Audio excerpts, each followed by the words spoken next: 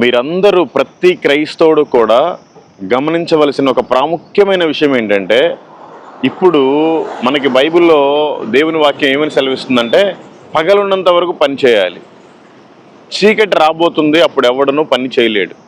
కాబట్టి మన సౌత్ ఇండియాలో ఉండే 5 రాష్ట్రాల వరకే ఇప్పుడు పగలుంది. మిగతా ఏ రాష్ట్రంలో అయినా చీకటే ఉంది.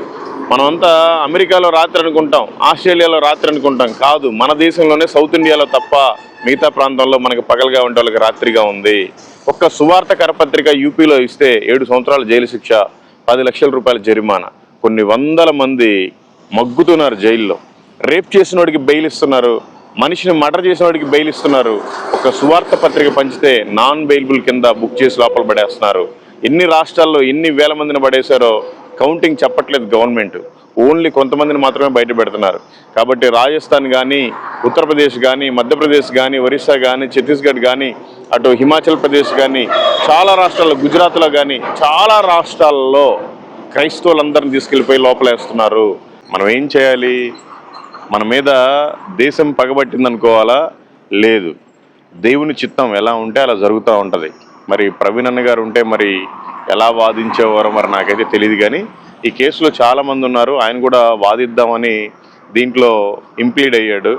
కానీ దురదృష్టవశాత్తు అక్కడి దాకా వెళ్లకుండానే ఆయన మన మధ్యలో లేకుండా దేవుని దగ్గరికి వెళ్ళిపోయారు. కాబట్టి అలాంటి చీకటి రోజులు రాకముందే మనమంతా ఉపవాసం ఉండి ప్రార్థన చేసుకొని సుప్రీంకోర్టులో మనం కేసు గెలవాలి. మన తరపున వాదిస్తున్న లాయర్లందరికీ దేవుడే బలాన్ని సమకూర్చి వాళ్ళకి మంచి వాగ్దాటినిచ్చేలాగున, దేవుడే కృపచూపులాగున మీరంతా ప్రార్థించండి. అలాంటి రోజులు ఇక్కడ కనుక వస్తే మనం బ్రతకలేని పరిస్థితి.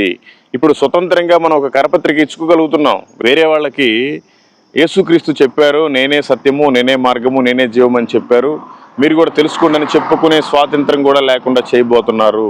దయచేసి రాత్రి రాబోతున్నది, ఆ చీకటిలో ఎవడనూ ఆయన పని చేయలేడు. పగలున్నంత వరకు ఆయన పని మనం చెయ్యాలి.